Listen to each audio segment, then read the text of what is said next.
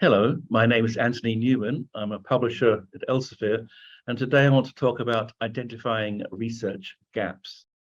So the Hungarian pharmacologist and Nobel laureate Albert Szent-Györgyi said a very interesting thing.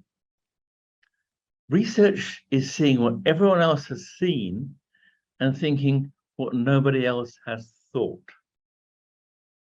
So that characteristics of research is best personified by the identification of a research gap. What's a research gap? Well, think of it, you can see it like this, as a jigsaw puzzle whereby you look at a missing piece. So a research gap is a problem that's not yet been addressed or answered in previous studies, of course. It might be that it is not even known about. It just happened because one answer was created, but created much more questions. It's a topical area which missing or inadequate information is there. It limits the ability of reviewers to reach a conclusion for any given question. So research gaps, of course, are the center of any research, determining which areas which seem to lack critical information. And they're particularly important for progress in science in general, identifying a research gap and developing a new and sustained study or series of studies that can lead to new findings that can positively impact our whole society. So how do we go about identifying a research gap? There's 9 primary steps to help you on this journey. So firstly, look for inspiration in the published literature. Read literature within the topic of your choice, and it's allied subjects. It'll help you understand the existing depth of research in your field, and it should provide you with an opportunity to ask yourself questions that can lead to discovery of a research gap, which is a very useful way to focus yourself on research in the future. And so some of these questions to ask per paper or per publication is, what's the significance of this research to my work or the broader field? How can it help me formulate my research questions?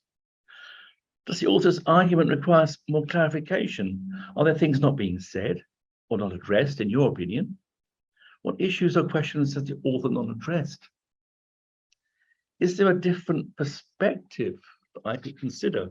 Is a question you could also be thinking of asking yourself.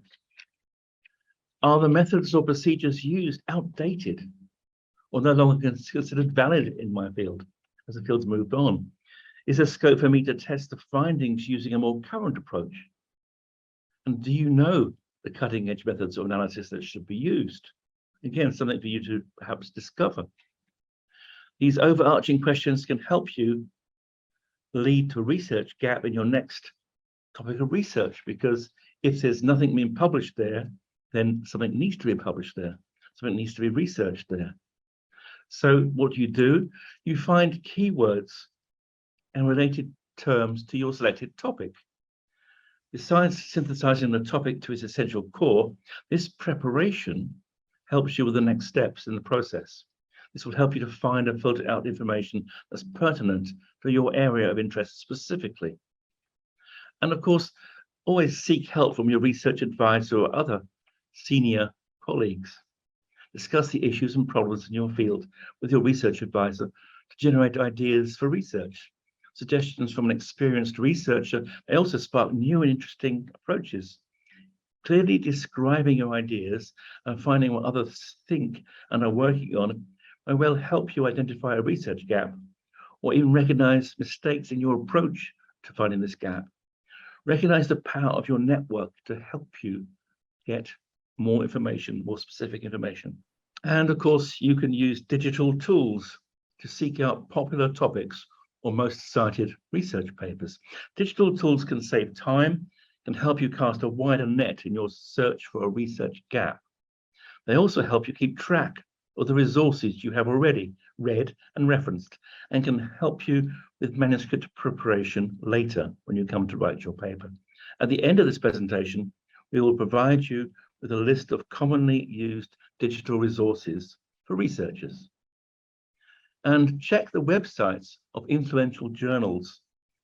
So many prominent journals, useful journals in your field, often have a section called Key Concepts, where excerpts in an area are highlighted, the central area in that field. This section can offer many insights and generate new ideas as well. And some journals also provide insightful webinars for researchers such as you to read, listen to, understand, to help you find these research gaps.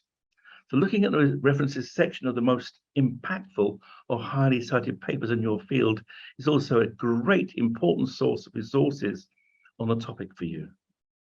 So make a note of your queries. It's good practice to note down all the questions that cross your mind while reading any published literature.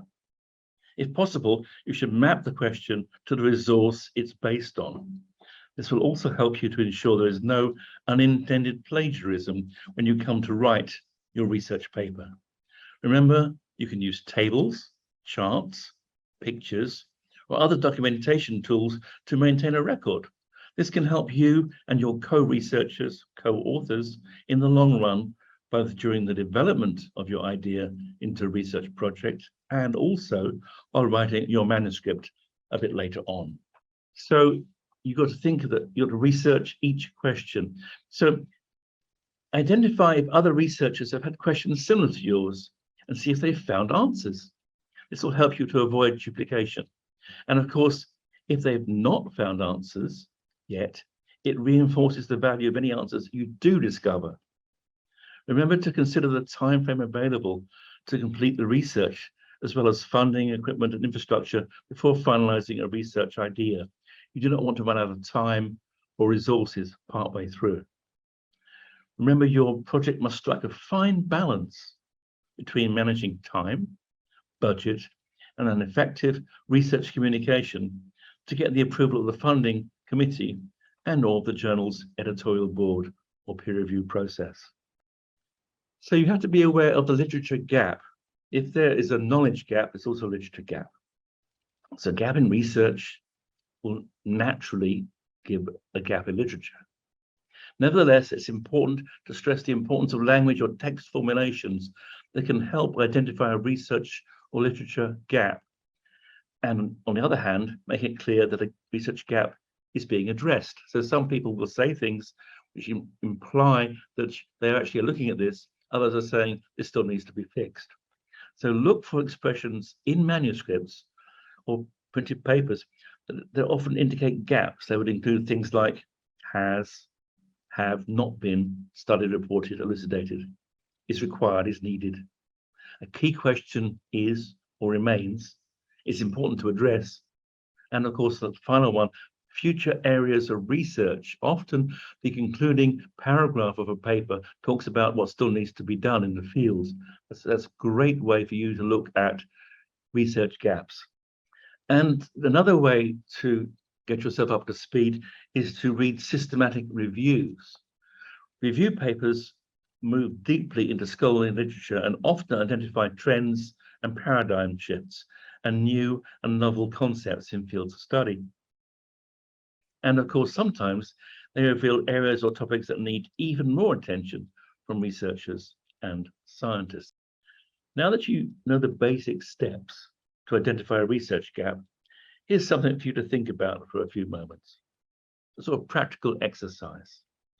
The impact of the COVID-19 pandemic has been far-reaching and across multiple disciplines. What aspect of your field of study, bioscience, humanities, healthcare, economics, etc., can you correlate with the pandemic? And what are the research gaps you can identify? And then you could then be thinking about that question with all the various things that have previously been mentioned, and that should generate potential areas of study if you are applying what we just talked about. So just think of it as a practical way of working out, what we're going forward. And so there are many tools that can help with identifying research gaps, and here are a few of them. So Mendeley is the one I think is a nice one to be aware of that has many facets. It's a free reference manager, so store all your references in and can download them in different styles immediately. Also, it's a social network tool, so you can have all of your co-researchers talking to each other through this networking tool. And at the same time, you can use Mendeley data for storing all of your earlier experimental work as like a preprint server. And then you have other sorts of things. If you're working in the area of medicine or life sciences, then PubMed is a great search engine to looking for things in that area. If you're not in the area of medicine or life sciences, then Scopus is really a useful tool to have to go look at all the various things that are possibly been published in the field. The filtering system is, once you get to use it, it's very easy to use, very smart tool to track, analyze, visualize. You can set up alerts. It tells you when people are publishing papers in your particular research field. And so it's also very popular in areas of social science research. And PubCrawler is an alerting service. Again, alerting services are great for you because you're busy people. So if you can actually have various alerts telling you what's being published, like a Scopus alert or a PubCrawler alert, that makes your life a bit easier. Zotero is another sort of reference managing tool. So there's that, and there's other ones out there, but these are good ones to start from. So thank you for listening to this presentation. We trust you gain some useful knowledge on how to identify research gaps in your field. Please get in touch using the following email address if you have any questions. And thank you for listening.